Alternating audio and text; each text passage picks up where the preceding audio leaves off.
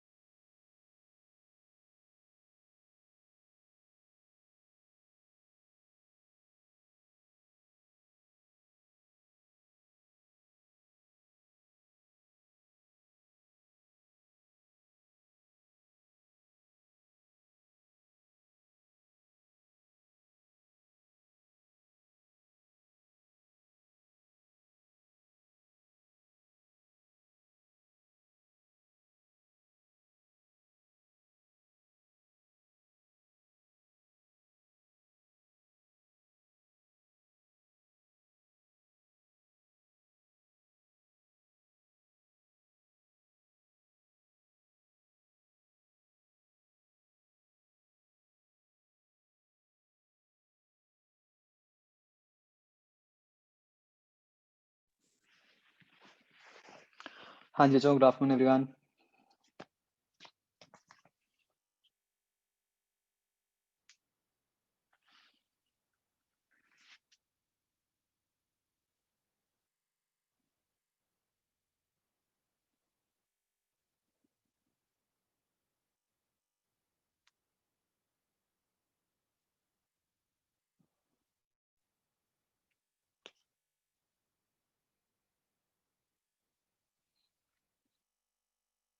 तो वैसे मैं तो मैसेज करना भूल गया था, आप लोगों ने किया था रेलेवेंट पोर्शन वो एक्सरसाइज 01 से?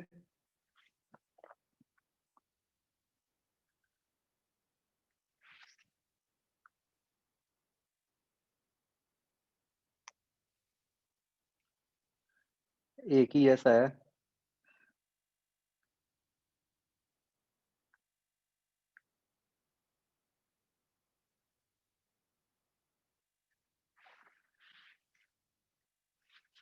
मैं पूछा था एक्सरसाइज 01 से करा, बाकी एक्सरसाइजेस फर्दर के नहीं।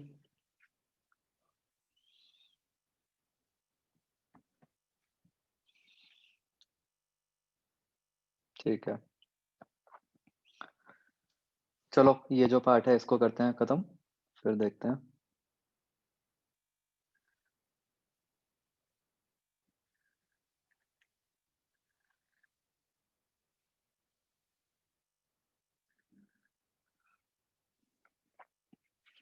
तो बच्चों सैटेलाइट का क्या मतलब होता है? जब कोई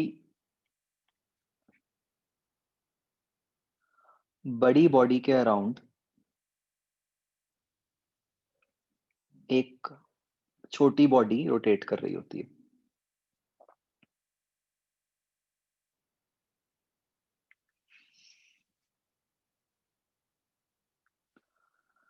तो वो जिस स्पीड से करती है, हाँ मुझे याद है, वो 3 होमवर्क क्वेश्चंस भी करने हैं हमें।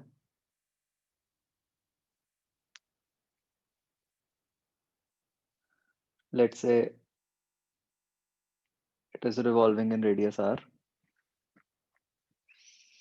ठीक है, तो मैं अगेन इसको आर से लिख रहा हूँ, स्मॉल आर से, not capital R, because capital R से प्लैनेट का रेडियस लगता है।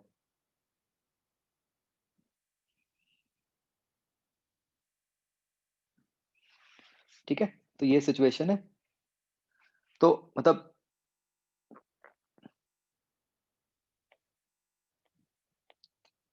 सैटेलाइट होती क्या है? Lighter body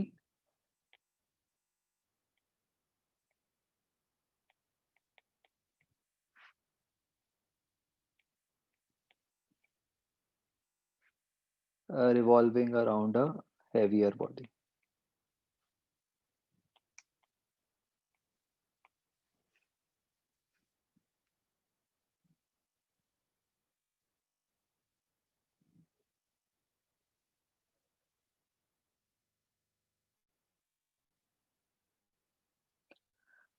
right? तो बच्चों मतलब जो आप एटॉमिक स्ट्रक्चर में पढ़ते हो, वहां भी वो electron is a satellite of the nucleus. ठीक है, उसके हिसाब से moon is a satellite of earth, earth is satellite of sun, and so on. ना हर जगह ये कंसेप्ट अप्लाई हो गया। तो इससे बच्चों बॉडी घूम कैसे पा रही है?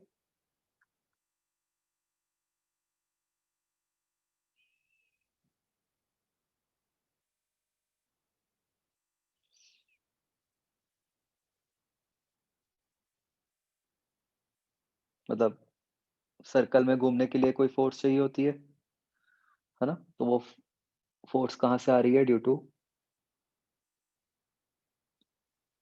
ग्रेविटेशनल फोर्स, है ना? तो क्या बन गया हमारा रिजल्ट? कि ये जो फोर्स है Gmm/r²,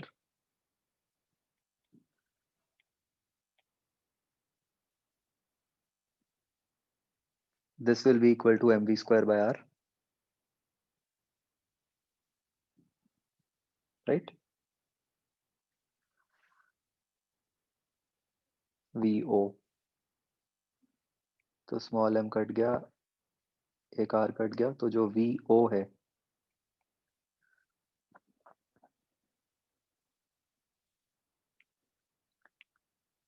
वो बन गया बच्चों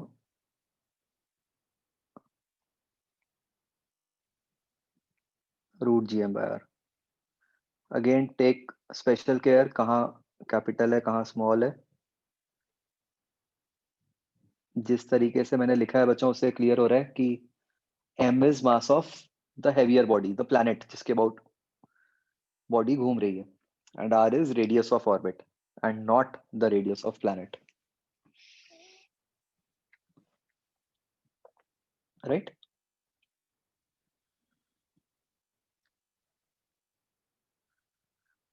तो this also means कि अगर आप मतलब मान लो अर्थ की बात करें कि अगर हम अर्थ से टोटल आर रेडियस पर एक बॉडी को ये वाली पर्टिकुलर स्पीड दे दें, तो क्या होगा, ये बॉडी उस अर्थ के अराउंड ऐसे गोल गोल घूमना शुरू कर देगी, और वो एक बार घूमेगी तो it will keep on rotating. कुछ उसमें मतलब अब उसको फर्दर कोई और ना कोई फ्यूल चाहिए ना कुछ चाहिए, अपने आप घूमती रहेगी। तो इसीलिए ऐसा है कि मतलब सैटेलाइट्स हो गए, मतलब चाहे आर्टिफिशियल सैटेलाइट्स हैं चाहे मैन मेड नेचुरल सैटेलाइट्स हैं, दे कीप ऑन रिवॉल्विंग, उन्हें कोई फर्दर कोई एनर्जी की जरूरत नहीं पड़ती। हाँ, आर्टिफिशियल सैटेलाइट्स में कई बार ऐसा होता है कि ड्यू टू कोई मतलब जो थोड़ा बहुत स्पेस डेब्रिस होता है या कुछ होता है, उस कारण से उनका पाथ थोड़ा सा मॉडिफाई हो जाता है, तो उसके लिए एनर्जी चाहिए होती है कि उन्हें दोबारा पाथ में लेके आने के लिए। अदरवाइज तो ग्रेविटेशनल फोर्स ही आराम से घुमा रही है उसको।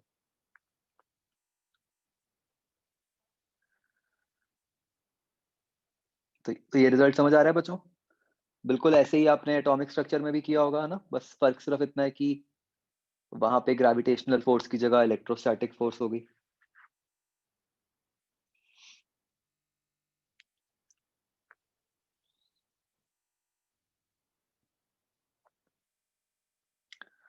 तो इधर से बच्चों हम और टर्म्स भी लिख सकते हैं। टाइम पीरियड क्या हो जाएगा?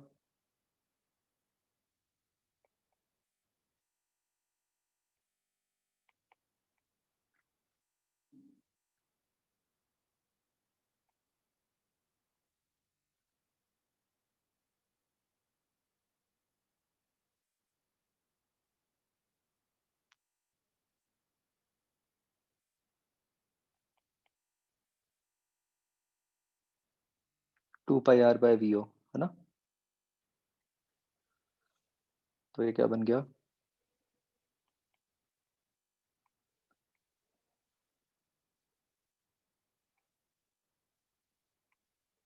2 πr√r/√gm। तो वी कैन सी कि ये जो टाइम पीरियड है वो r⁻³ पे डिपेंड करता है, और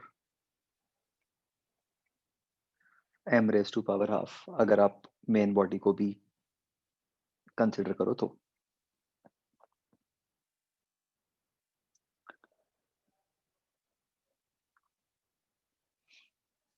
ये बच्चों समझ आ रहा है?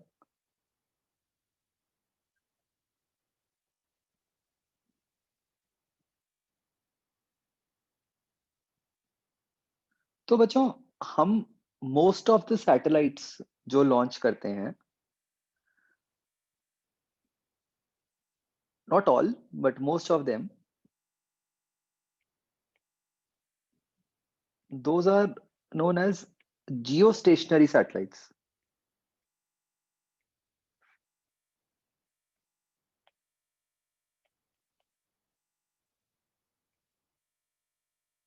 ठीक है।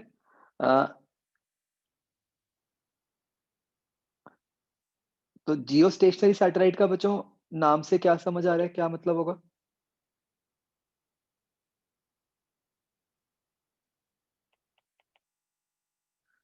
जियो स्टेशनरी, राइट? मतलब ऐसी सैटेलाइट जो अर्थ से देखने में तो स्टेशनरी लगे।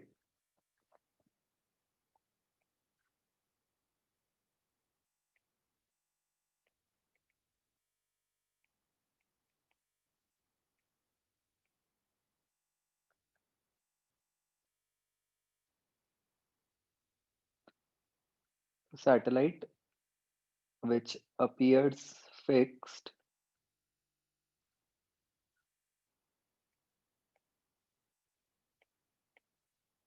when seen from earth,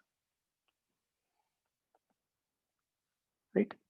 Stationary with respect to us. तो हम ऐसा क्यों चाहेंगे बच्चों? Practically why will we want कि जो सैटेलाइट्स हैं वो जियो स्टेशनरी हो?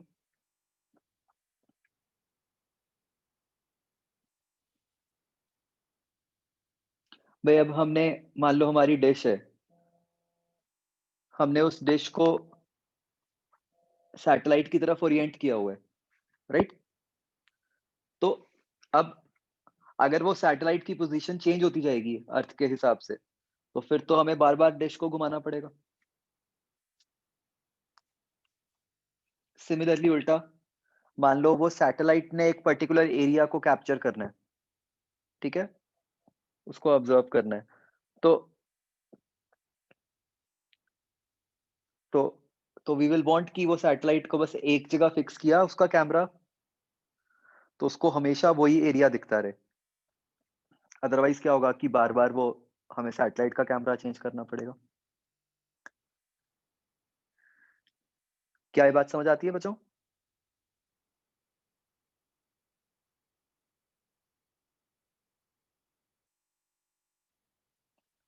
तो तो बच्चों इस सैटेलाइट का टाइम पीरियड कितना हो गया? कितना होना चाहिए मतलब? तो इसका time period should be 24 hours.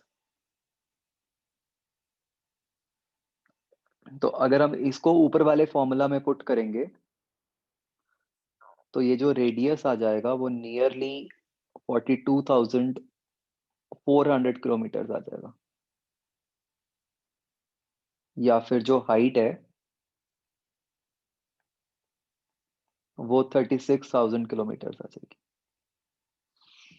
मतलब जो हमारी सैटेलाइट्स हैं उनको हम जनरली अर्थ से इतनी हाइट पे ऑर्बिट में रखते हैं।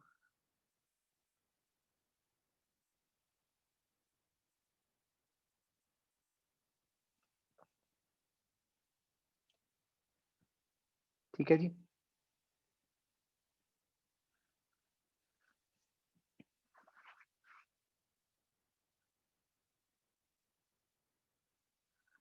तो बच्चों इस सिस्टम की पोटेंशियल एनर्जी क्या होगी?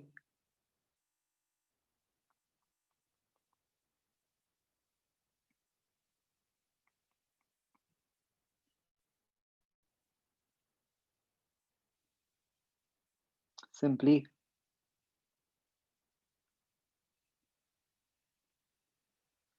Minus G M M by R, है ना?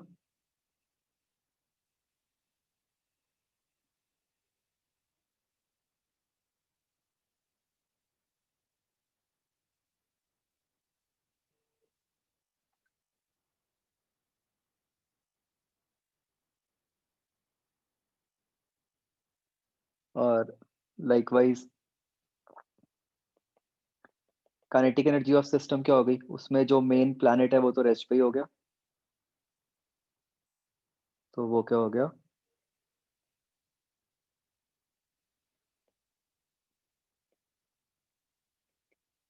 Half M V square,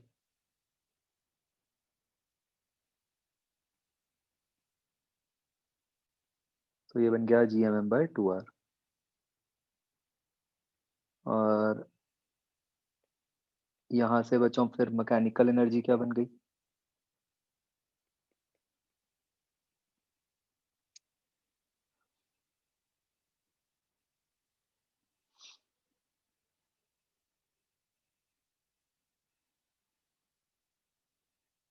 potential energy plus kinetic energy,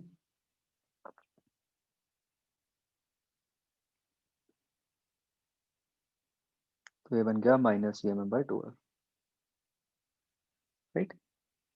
तो आप देख सकते हो कि हमारे पास जो रिजल्ट बन गया, mechanical energy is negative of kinetic energy which is half of potential energy.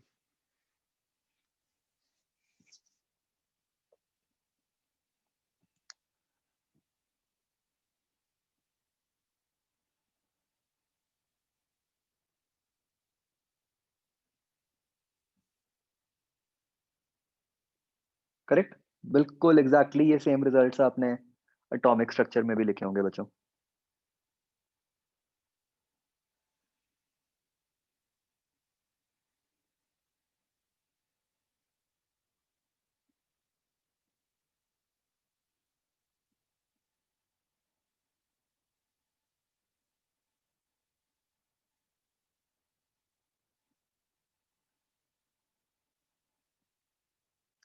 तो बच्चों ये ना डेरिवेशन बहुत इंपॉर्टेंट है, मतलब क्वेश्चंस जो हैं मैक्सिमम बनेंगे डेरिवेशन पे बेस्ड। हमने स्टार्ट कैसे किया है कि फोर्स से हमने स्पीड निकाली, ठीक है? और फिर स्पीड से टाइम पीरियड आ गया और फिर हमने उसके ऊपर काइनेटिक एनर्जी, पोटेंशियल एनर्जी के एक्सप्रेशंस निकाल लिए। तो एक तो हो गए इस पे बच्चों स्टैंडर्ड फॉर्मूला बेस्ड क्वेश्चंस।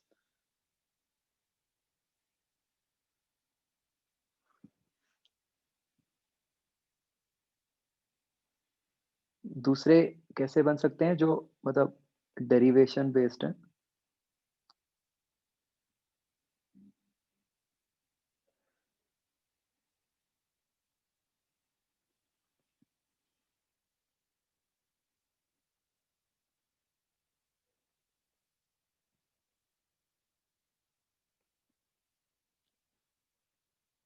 तो आप ये सोच लो बच्चों कि जो ग्रेविटेशनल फोर्स है that is some g dash m1 m2 by r cube, ठीक है?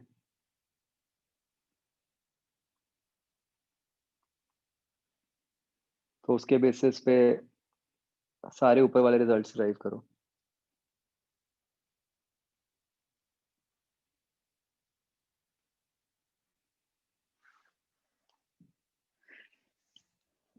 ध्यान से करना।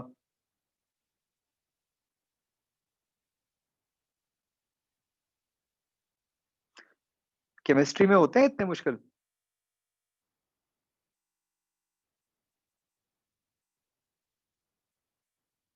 वही स्टैंडर्ड नोटेशन, मास ऑफ मतलब प्लैनेट का मास m, सैटेलाइट का mass small m, distance r। अच्छा मैंने मैंने ये तो मैंने जनरल फॉर्म लिखी है m1 m2।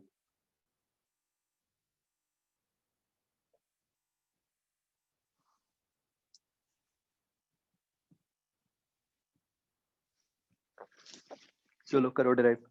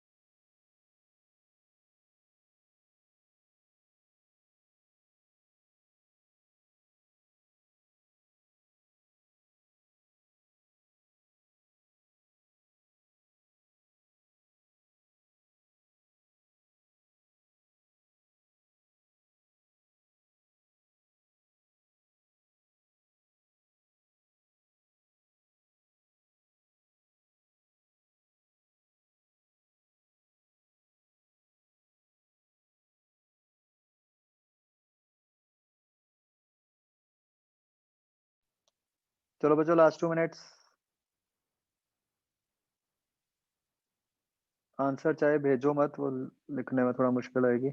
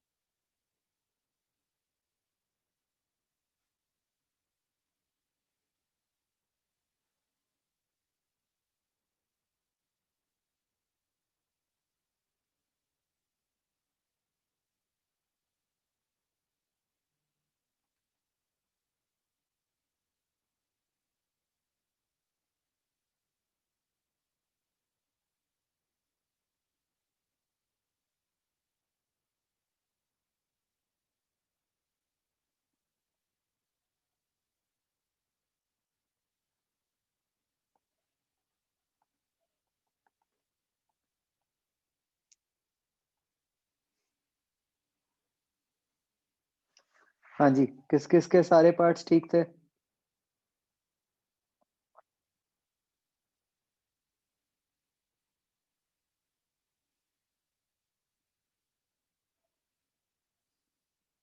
Okay, very good.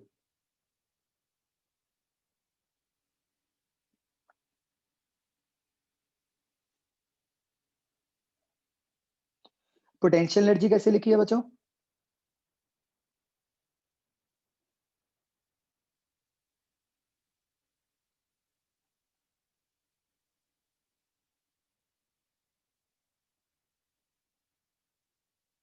Integrate करना पड़ेगा, ठीक है?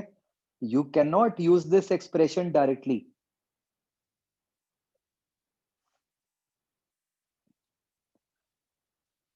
क्योंकि वो तो सिर्फ उस केस के लिए था, 1/r² वाले केस के लिए वैलिड है जो हमने ऊपर लिखा है।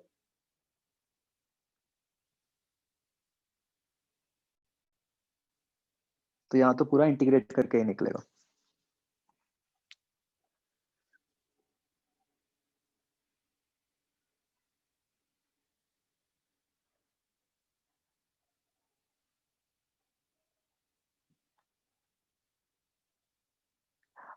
अच्छा बच्चों ये बताओ कि ये मैकेनिकल एनर्जी जीरो की क्या सिग्निफिकेंस है? जैसे पहले नेगेटिव आई थी, अब जीरो आई है।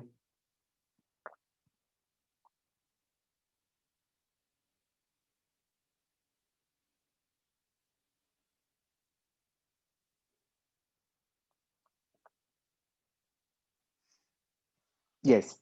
तो जैसे जो हमारा नॉर्मल केस था उसमें मैकेनिकल एनर्जी नेगेटिव आई थी।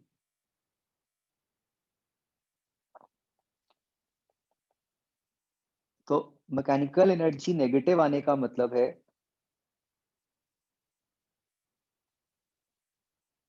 एक बाउंड सिस्टम है।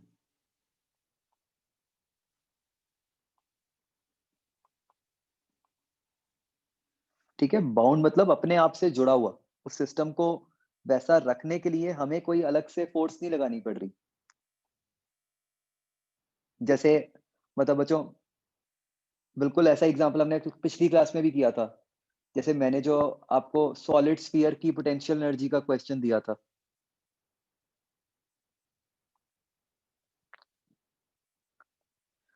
तो वो जो सॉलिड स्फीयर की पोटेंशियल एनर्जी आएगी वो नेगेटिव आएगी, राइट? तो उसको आप एज इट इज अर्थ के ऊपर भी अप्लाई कर सकते हो कि earth is a solid sphere, तो उसकी पोटेंशियल एनर्जी नेगेटिव है, इसीलिए वो सारा सिस्टम जो है वो आपस में जुड़ा हुआ है, राइट? अर्थ के जो अलग अलग कंपोनेंट्स हैं उनको किसी ने फेविक्विक से थोड़ी चिपकाया हुआ है, वो खुद से ही आपस में जुड़े हुए हैं ना।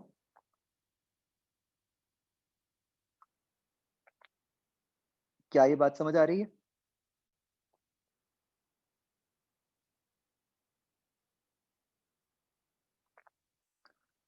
तो ऊपर वाले केस में मैकेनिकल एनर्जी जीरो आने का मतलब ये हो गया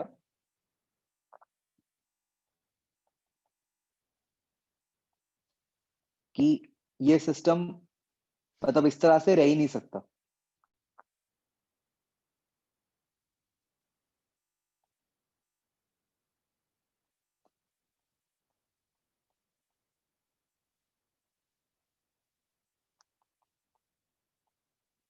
मतलब जो भी उसके कंपोनेंट्स हैं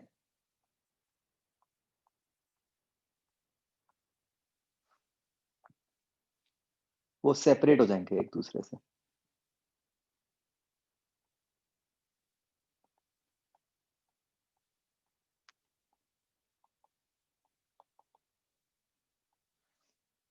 इनफैक्ट बच्चों अगर हम देखें, जो हमने लास्ट क्लास में डेरिवेशन की थी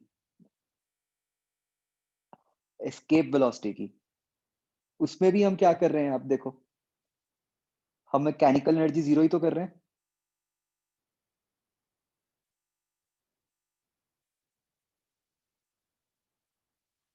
isn't it?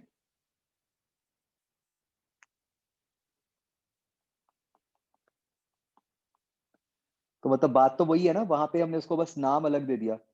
हम क्या करना चाह रहे हैं, हम स्मॉल एम कैपिटल एम को एक दूसरे से अलग करना चाह रहे हैं। तो हमने क्या किया, उनके सिस्टम की मैकेनिकल एनर्जी को जीरो कर दिया।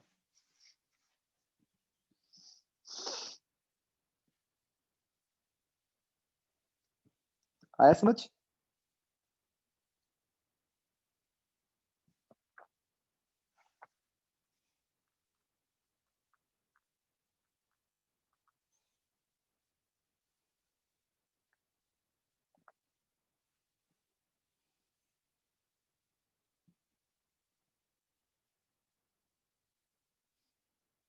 चलो एक और एग्जांपल ट्राई करो।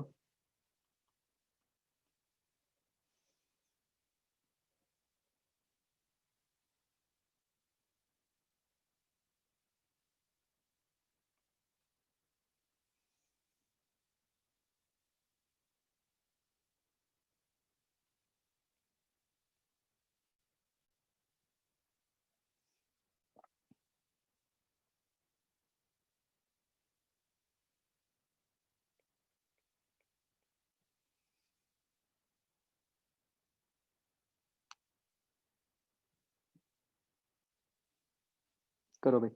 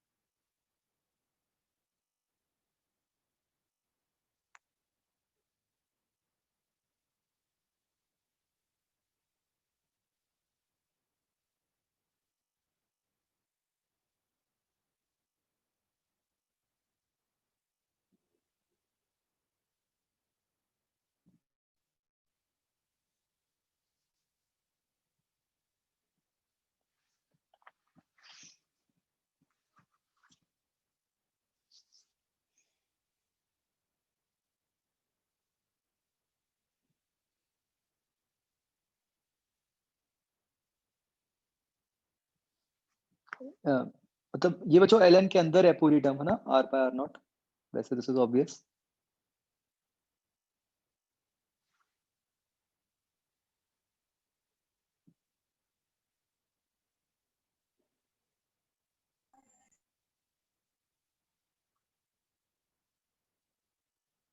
r naught is some constant and k is also some constant.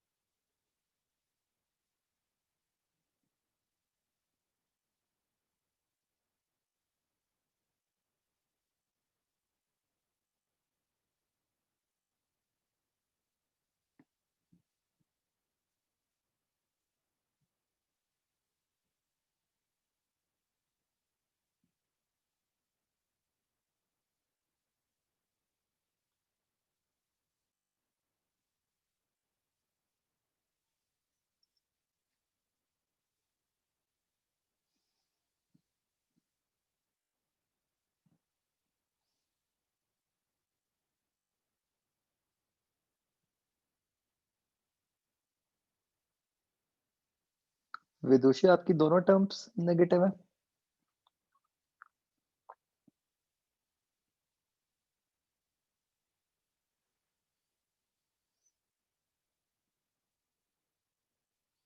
Think again.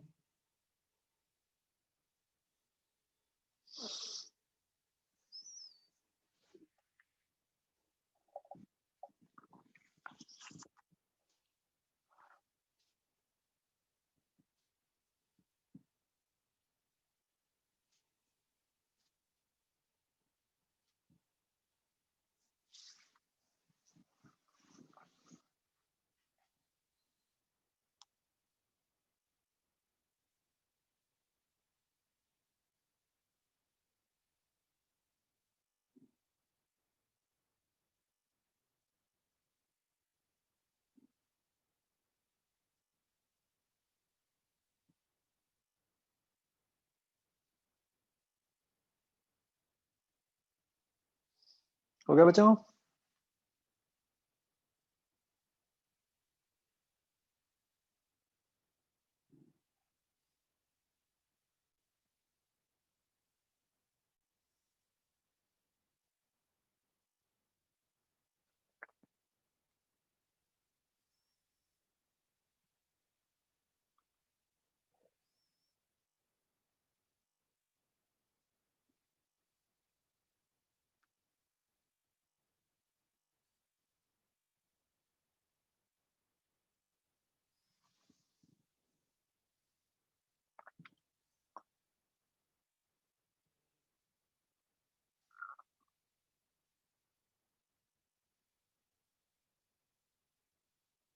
तो भाई इस केस में जो फोर्स है वो डल जाएगी, मतलब वो आ जाएगी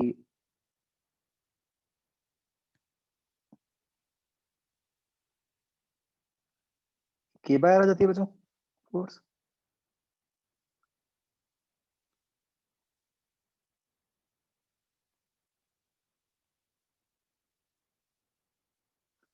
उसको पुट किया M V square by R, तो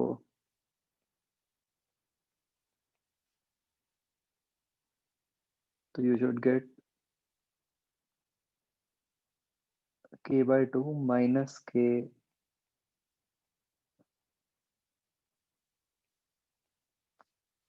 ये आंसर बनेगा।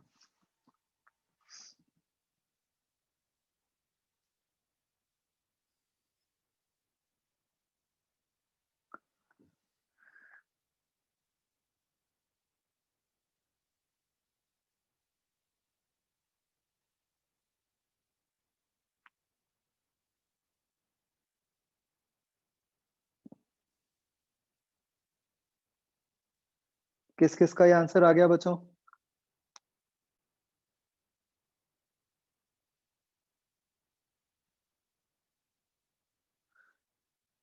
विदुषी गलती मिल गई।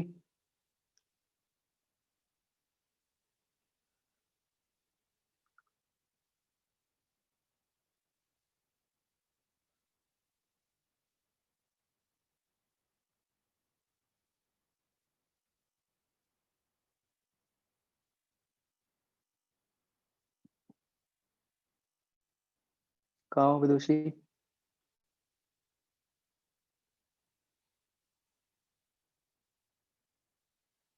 ठीक है जी। तो राइट, इस टाइप के क्वेश्चंस बन सकते हैं।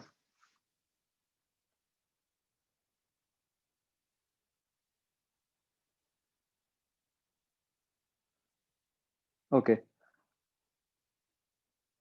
एक बच्चों मैंने डिस्कशन कही थी आज, वो कौन सी थी? दो कही थी अगर।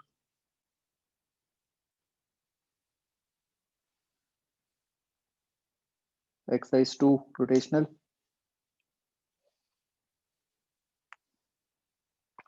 अच्छा पहले वो क्वेश्चंस करें।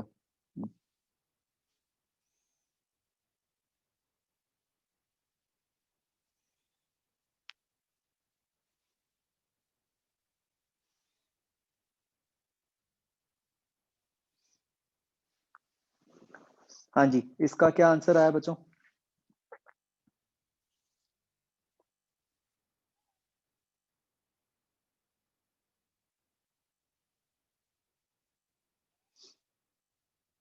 You should get g dash equal to g minus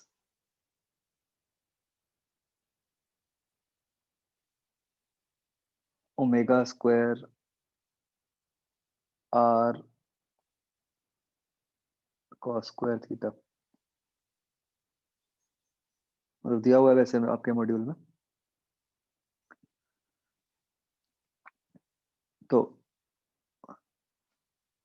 तो जैसे बच्चों मैंने बताया था कि ओलंपियाड्स और केवीपी वगैरह के लिए it is useful to remember this formula.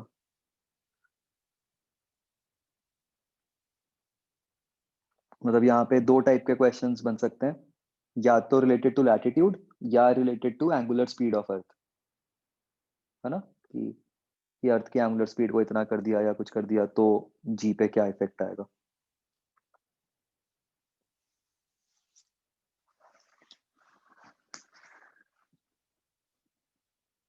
Okay.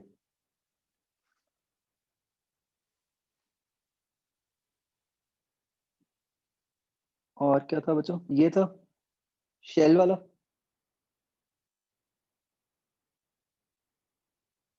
इसके मैं आंसर्स बता रहा हूँ बच्चों, but I want you to try मोर।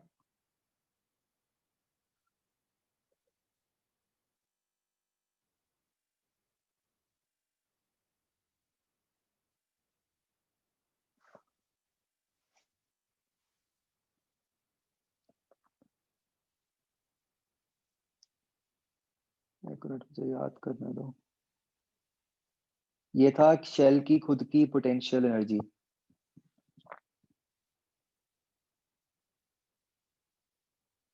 किसी का आंसर आया मुझे याद कराना, मैं आपको फिर बताता हूँ वो सही है कि गलत है।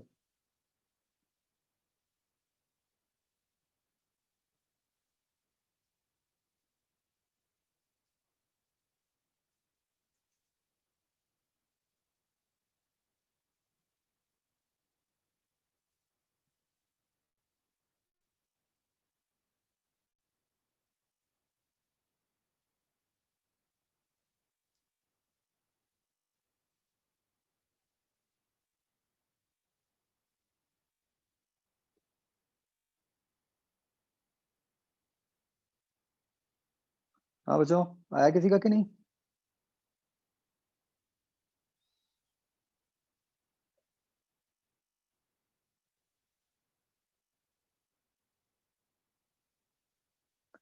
नहीं, ऑफ कोर्स जीरो तो नहीं हो सकता, सोचो लॉजिकली।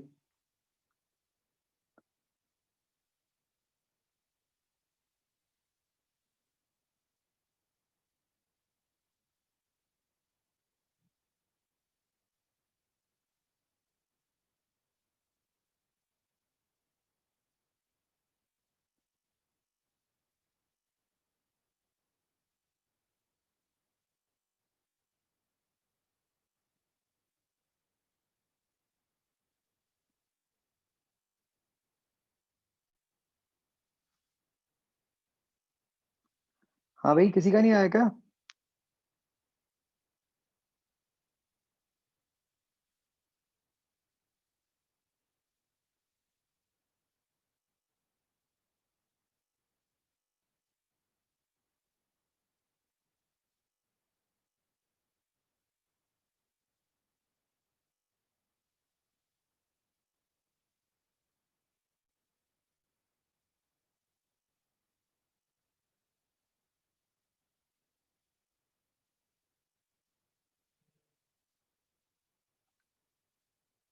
हाँ भाई, सिर्फ दो आंसर आया मेरे पास अभी तक। तीन।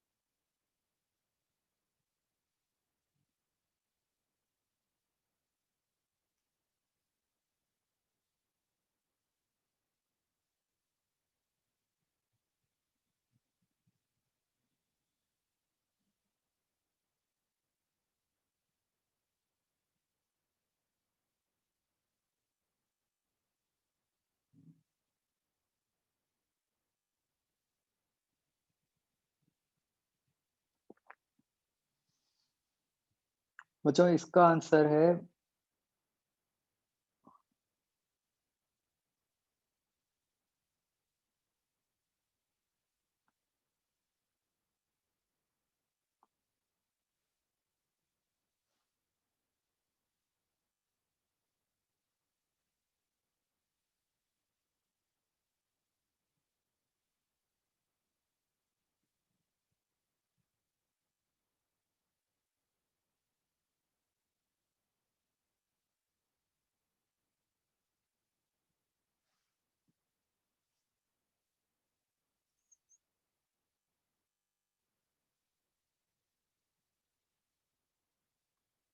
एक सेकंड मुझे चेक करने दो, मैं ना दोनों में कंफ्यूज कर रहा हूँ।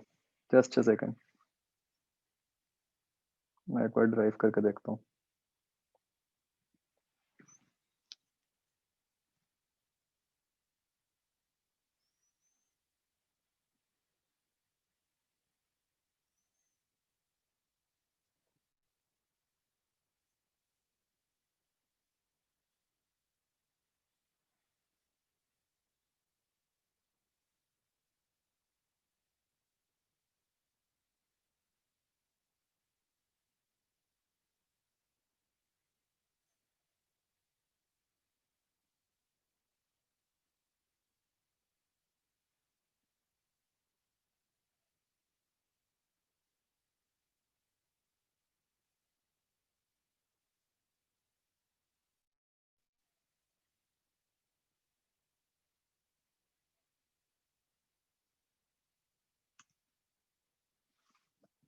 नहीं, ये नीचे वाले का।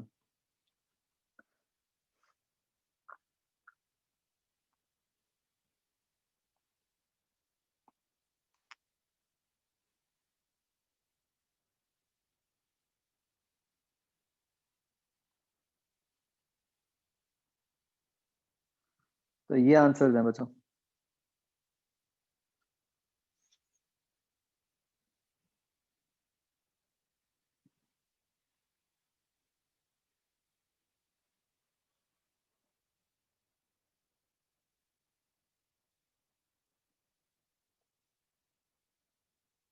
हाँ जी, आए किसी का ये?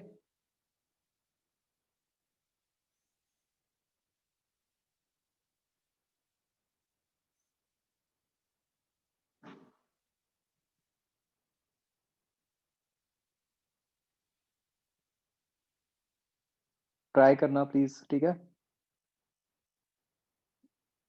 ये मुझे भेजने हैं सॉल्यूशंस आपने इसके।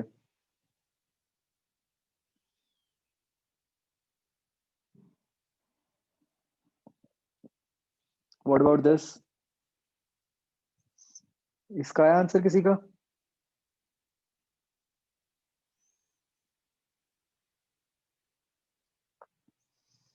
ये तो हो गया होगा, ये तो इतना मुश्किल नहीं था।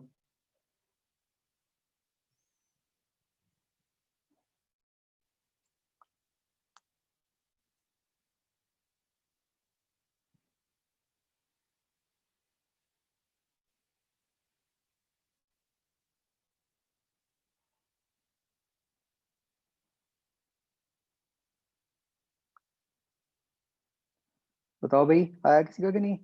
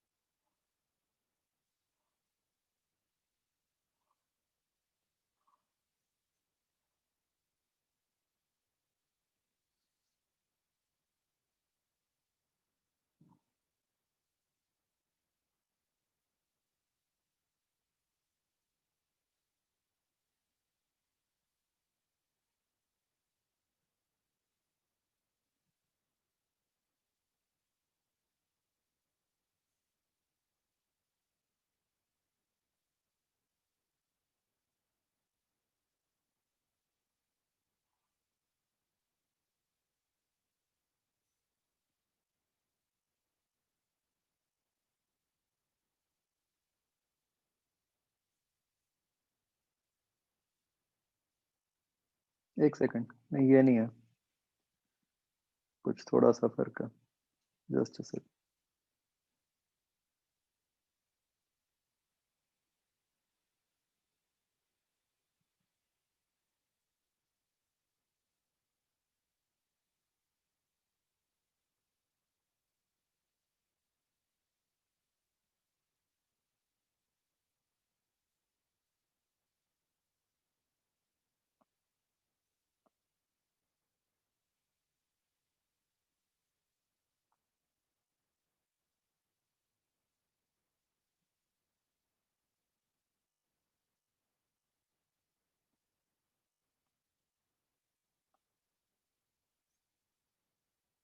ये आएगा बच्चों, isn't it?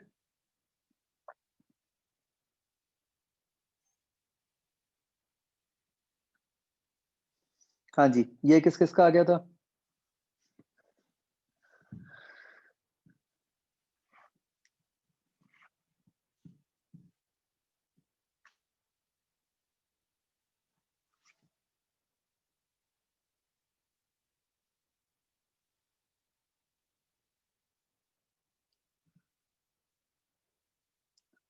Okay,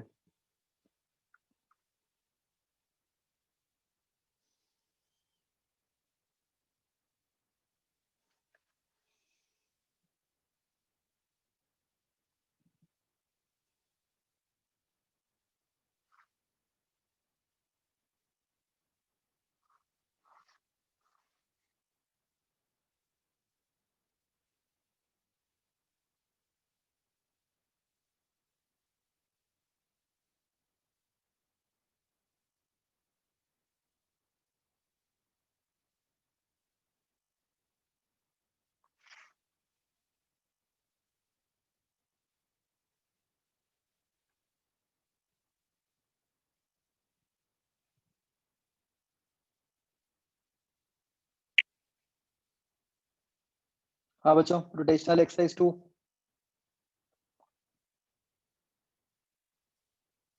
any doubts?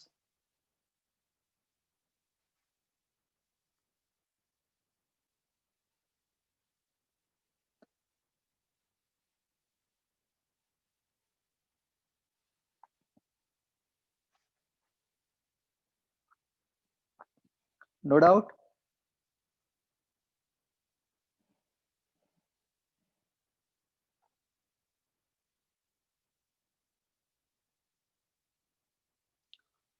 32 में मतलब यस वो दिया होना चाहिए ना कि वी आर ओमेगा, जो मतलब वो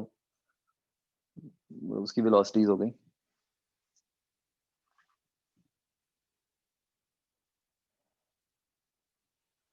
सेम, जैसे 42 में भी कुछ मेंशन नहीं है, बट वो तो चलो आप समझ ही गए होगे।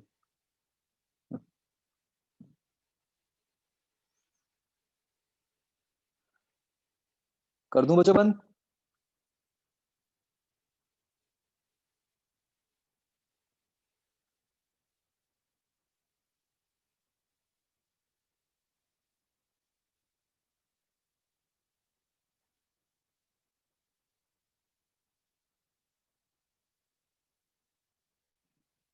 Eighty seven.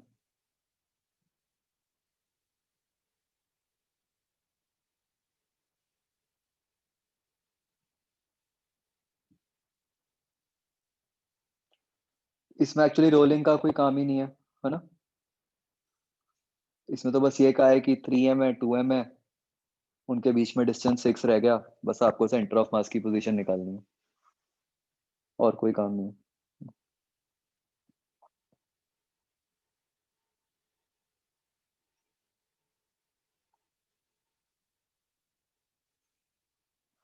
ठीक है जी।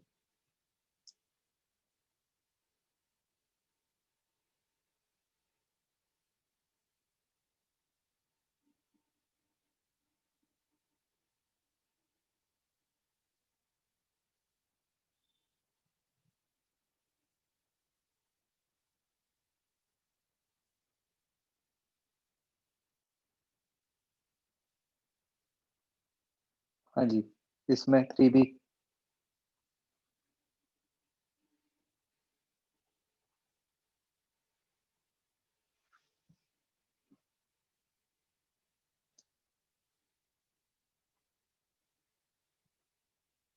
नहीं नहीं, उसमें कोलिजन वगैरह कुछ नहीं हो रहा था आशीष, वो तो सिंपल सा क्वेश्चन था।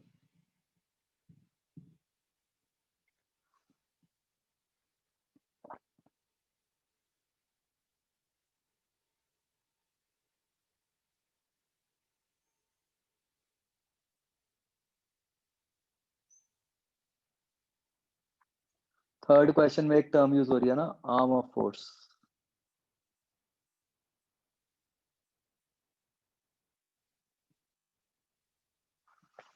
आर्म ऑफ फोर्स का मतलब होता है बच्चों, बस नथिंग,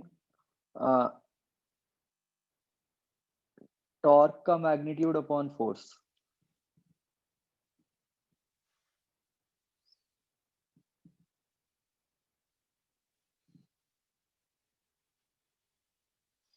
ठीक है, दोनों के मैग्नीट्यूड से, मतलब टॉर्क का मैग्नीट्यूड अपॉन फोर्स का मैग्नीट्यूड कर दो, उससे निकल आएगा। अंडरस्टूड?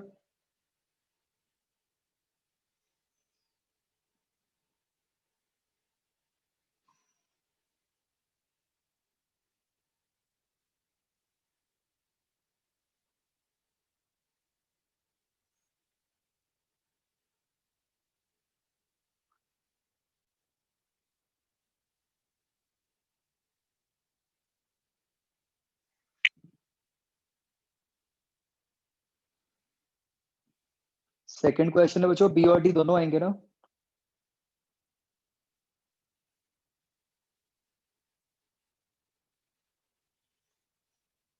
हाँ,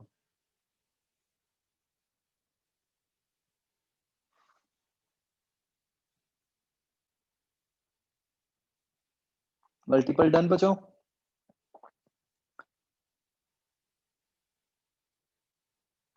13th।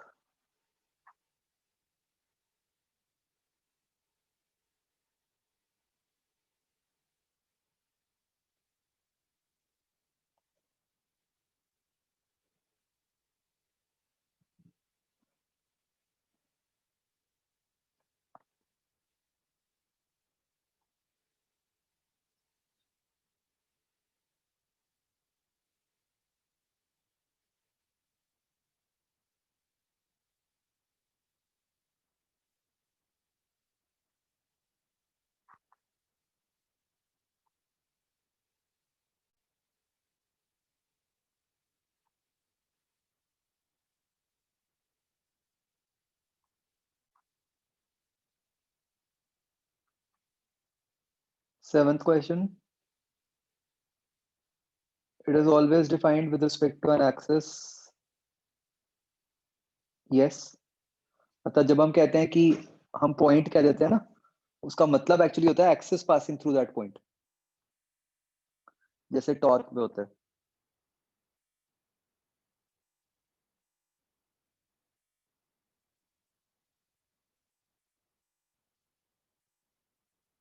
क्योंकि हम मतलब रोटेशन से कंसर्न रखते हैं, तो रोटेशन तो तभी आएगी अगर आप एक्सिस होगी। हाँ, तो मतलब जो हम डिराइव करते हैं, वी आर अज्यूमिंग कि जो मतलब जो, हाँ मल्टीपल एक्सेस हो सकती हैं, यस। तो वो हम देखते हैं कि बॉडी की किस तरीके की रोटेशन हो रही है, उसके हिसाब से हम एक्सेस लेते हैं। जैसे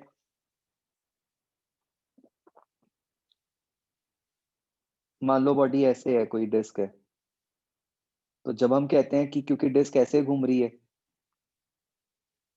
तो जब हम कहते हैं एंगुलर मोमेंटम अबाउट सी, तो इसका मतलब ये होता है कि about C and perpendicular to the plane. अब हम ये वाली एक्सेस नहीं ले सकते, this does not make any sense.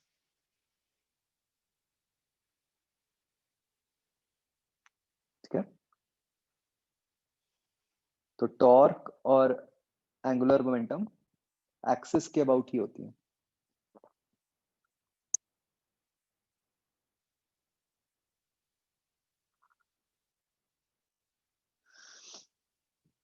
13th में बच्चों सी आना चाहिए या नहीं आना चाहिए?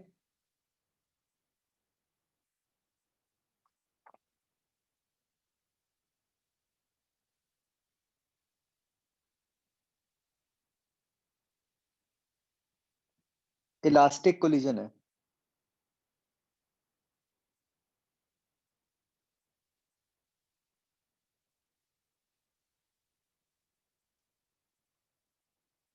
वैसे तो बच्चों तो भी नहीं आना चाहिए अगर इलास्टिक है, तो बताओ क्यों?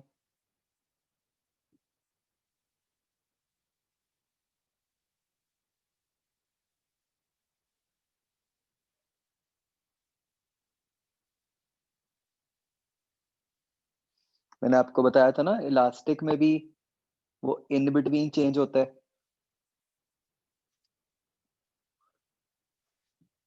कि वो काइनेटिक से पोटेंशियल होगा और फिर पोटेंशियल से काइनेटिक होगा।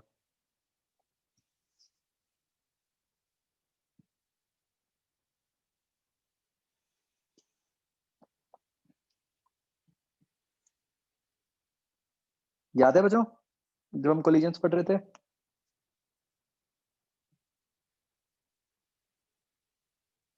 बट ये ना बड़ा कंट्रोवर्शियल सी स्टेटमेंट है, मतलब बड़ा एग्जामिनर पे डिपेंड करता है कि वो इसको कैसे लेता है।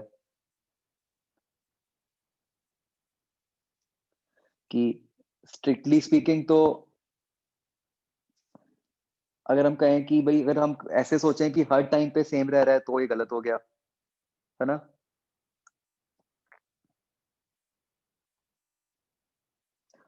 अगर हम सिर्फ ये कह रहे हैं कि इनिशियल इक्वल टू फाइनल तो सही हो गया।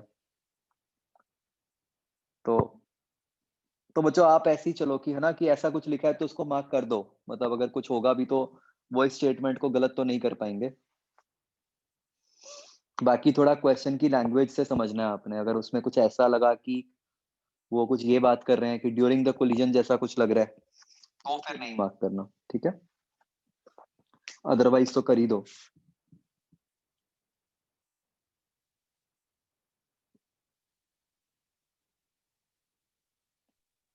मतलब मैं अगर आपको बताऊं, मैं पिछले साल तक कभी ना मार्क करवाता सी। बट इस साल जिस तरीके से आईआईटी ने कंसिडर किए हैं आंसर्स, कि उन्होंने बस मतलब जो स्टैंडर्ड असम्पशंस होती हैं उनको वैसे ही माना है। उनको माना नहीं, मतलब उनको रिव्यू में लिया नहीं। इसलिए मैं आपको कह रहा हूँ कि कर ही दो मार्क ऐसा कुछ, कि जो जनरली एक्सेप्टेड होता है उस हिसाब से जो है बस वो चले वो भी। हाँ जी बच्चों, आगे।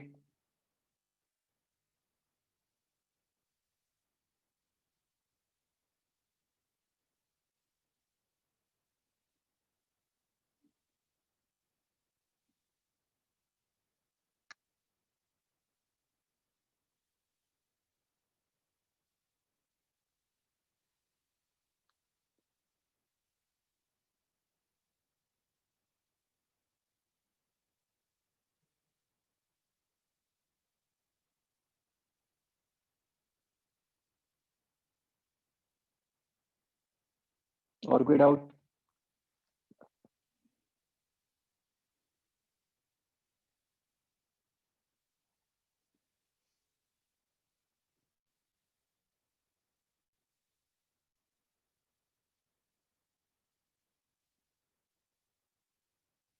ये बच्चों जो मैच द कॉलम का फर्स्ट वाला है ये बहुत इंपॉर्टेंट है। मतलब एक्चुअली क्या होता है कि आर वेक्टर देके ना, मतलब इससे बहुत सारे क्वेश्चंस बन सकते हैं। आप सोचो, आर वेक्टर से वेलोसिटी, एक्सेलरेशन, टॉर्क, अल्फा, सब कुछ, कितना कुछ निकलवाया जा सकता है सिर्फ एक आर वेक्टर देके। Isn't it?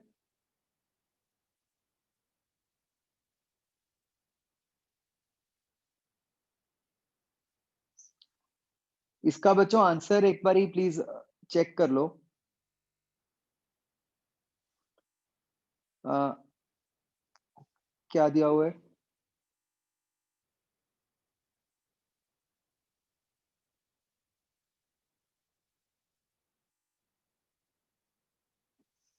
इसमें ना मैंने कुछ करेक्शंस ही करवाई थी।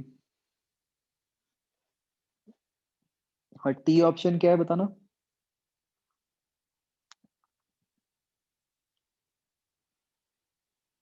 First increases then decreases.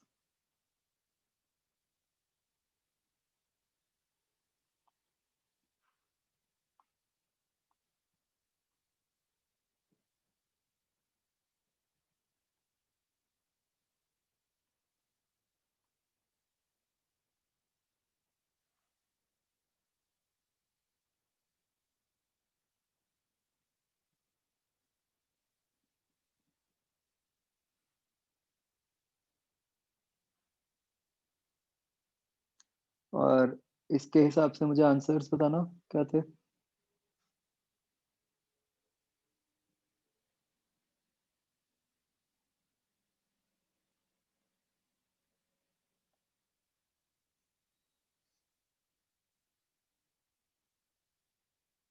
ए का क्यू,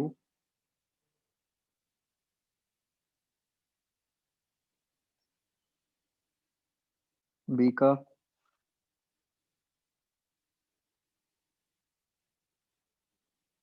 पी एस,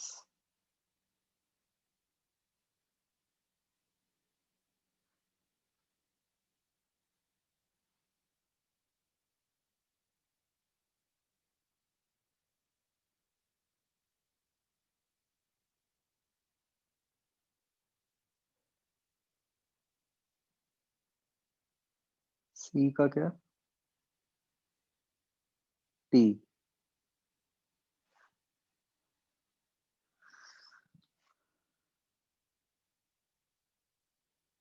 बच्चों मैं फिर से कह रहा हूँ ना, ये इंपॉर्टेंट ये केस, समझ गए ना क्यों? एक आर वेक्टर से आप डिफरेंशिएट करके वेलोसिटी, डबल डिफरेंशिएट करके एक्सेलरेशन, तो वेलोसिटी एक्सेलरेशन वाले सारे केसेस बन गए। फिर उधर से alpha, moment of inertia, angular momentum, सारा कुछ इससे बन सकता है।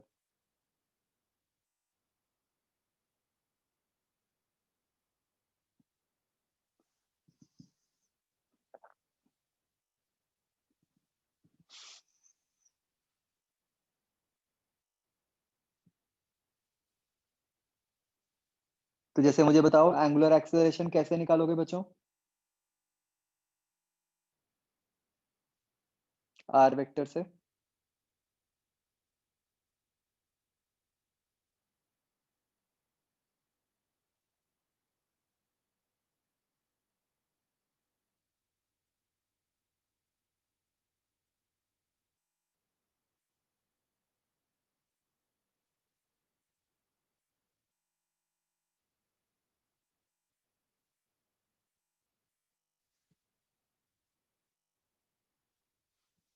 एक्सेलरेशन निकाल के कैसे कह रहे हो?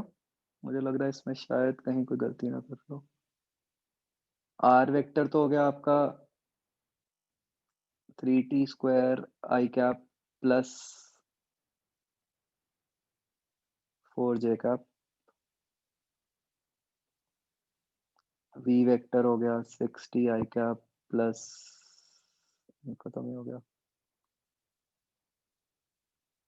ए वेक्टर हो गया 6 आई कैप। हाँ जी, अब आगे क्या किया?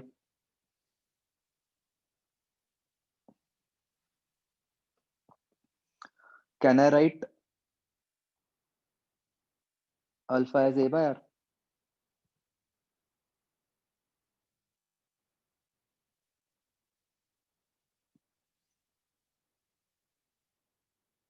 नो, यही गलती चेक करवानी थी मुझे। You can not write alpha as A by R directly, alpha को ए टेंजेंशियल अपॉन आर लिखोगे आप।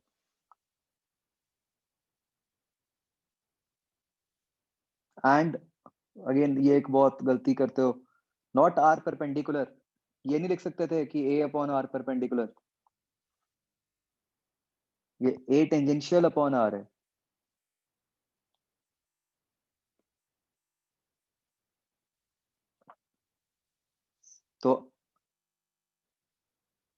तो भाई आपके पास एक ऐसे आर वेक्टर है,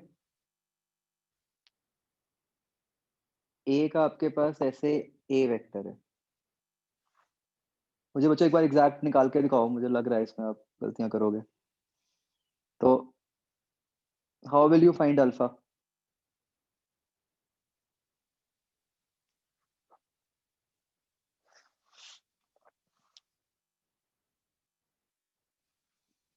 तो आपको पहले ही एंगल थीटा ढूंढना होगा, वो आप डॉट प्रोडक्ट से निकाल सकते हो। फिर यहां से आपके पास ये ए का परपेंडिकुलर कंपोनेंट आएगा, ए साइन थीटा, ये 80 होगा, इसको अपॉन आर करोगे।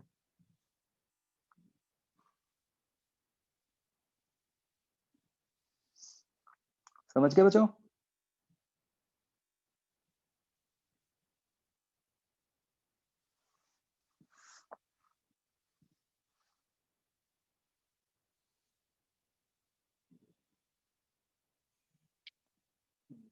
नहीं तो दूसरा तरीका क्या था, अगर इतना कुछ नहीं करना, ए आ गया तो इधर से एफ लिख लो सीधा सीधा एम में, तो टॉर्क लिख लो आर क्रॉस एफ,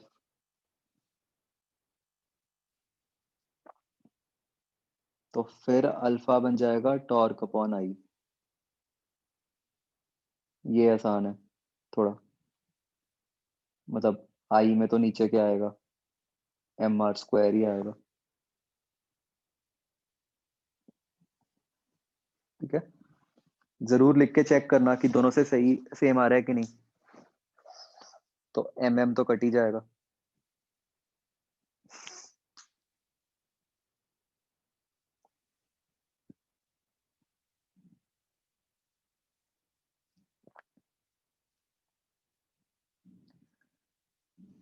बिल्कुल ऐसे ही बच्चों सी पार्ट करना है, ओमेगा निकालना है, तो वो कैसे निकलेगा, वी परपेंडिकुलर अपॉन आर।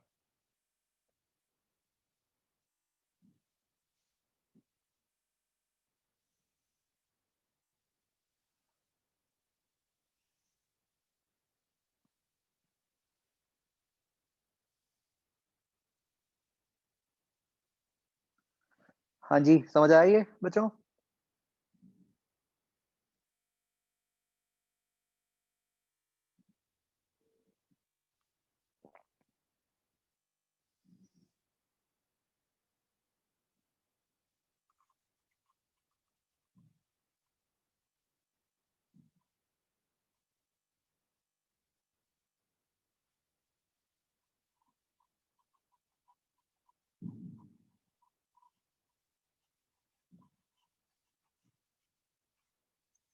बच्चों बहुत ही इंपॉर्टेंट क्वेश्चन है, जरूर करना प्लीज।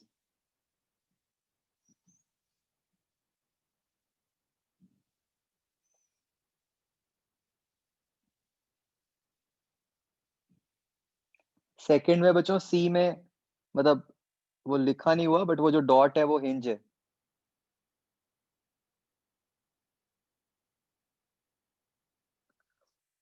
उसी हिसाब से है ना आंसर्स।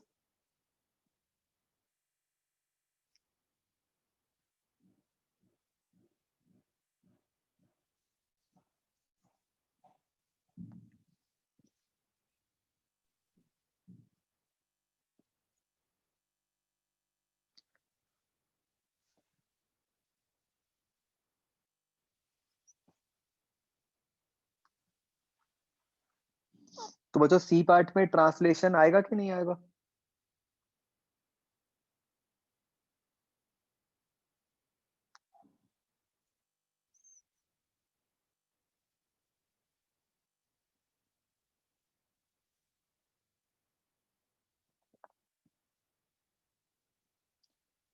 सोच के बताओ मुझे, वाई और वाई नॉट।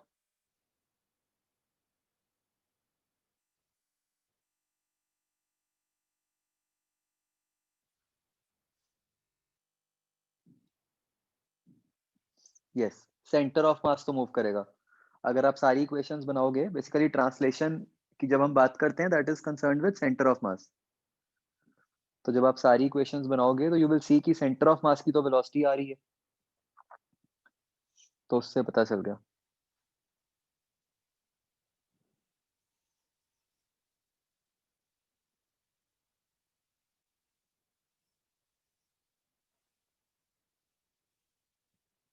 नहीं बट सी में तो हिंज पॉइंट के अबाउट एंगुलर इंपल्स जीरो ही होगी।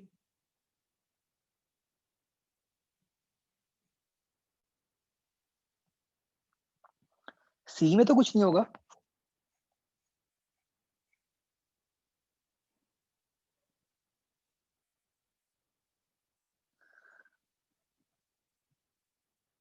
या इट्स नॉट हिंज्ड।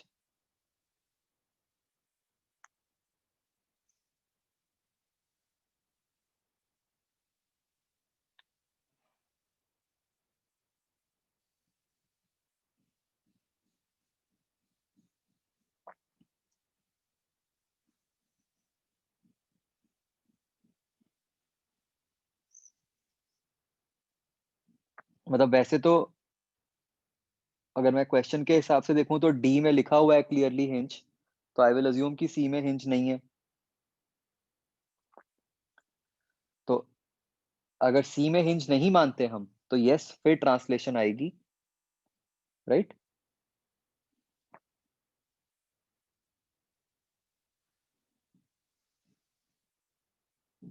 और रोटेशन तो आएगी ही।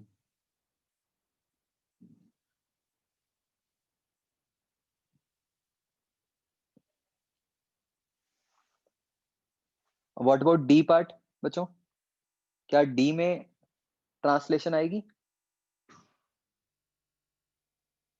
सी में अगर हिंज होता तो फिर कुछ भी ना होता, ना तो ट्रांसलेशन होती ना रोटेशन होती,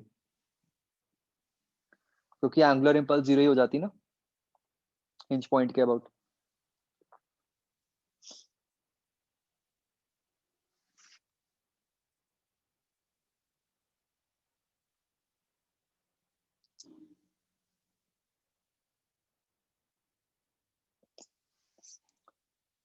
डी में बताओ बच्चों मुझे ट्रांसलेशन आएगी या नहीं आएगी?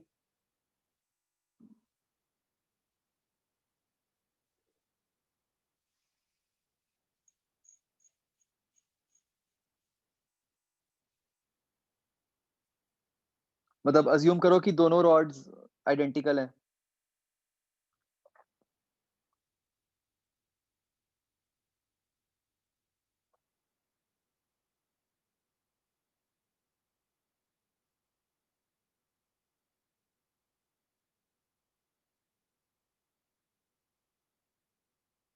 अगर दोनों रॉड्स आइडेंटिकल हैं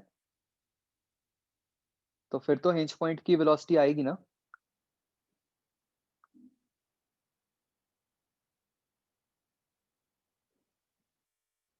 हिंज पॉइंट के अबाउट एंगुलर इंपल्स आ रही है, तो हिंज पॉइंट के अबाउट ओमेगा आ गया। सेंटर ऑफ मास कहाँ पे लाई करेगा इस केस में?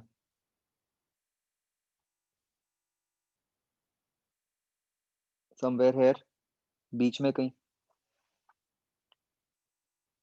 तो फिर उसकी वेलोसिटी आ गई ना।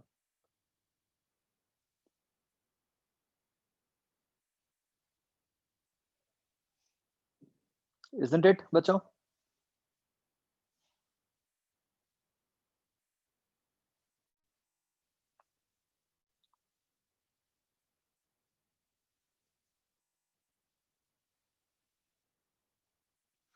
इन्होंने डी में दिया हुआ है कि नहीं दिया हुआ?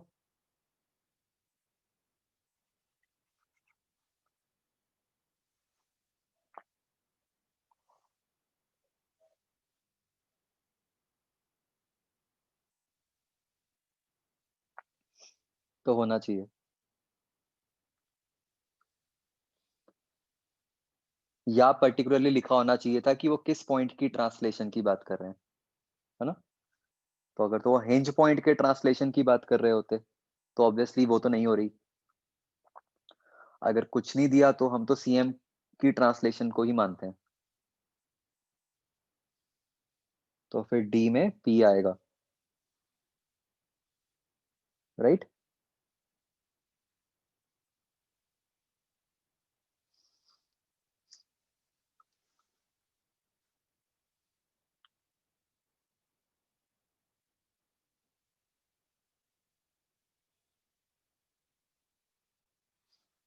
इंटीजर में बच्चों कोई?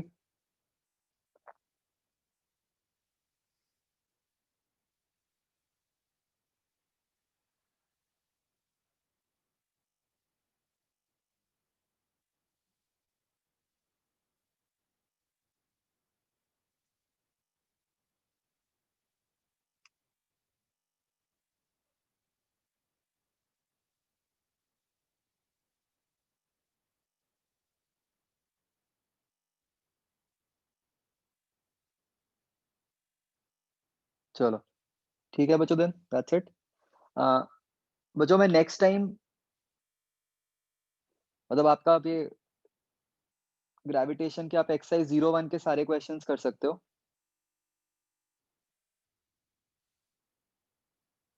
ठीक है। तो नेक्स्ट टाइम उसके कोई डाउट्स हुए वो पूछ लेना, साथ में मैं वो केपलर्स लॉस करा दूंगा। ऑलराइट। चलो, ओके बच्चों, बाय।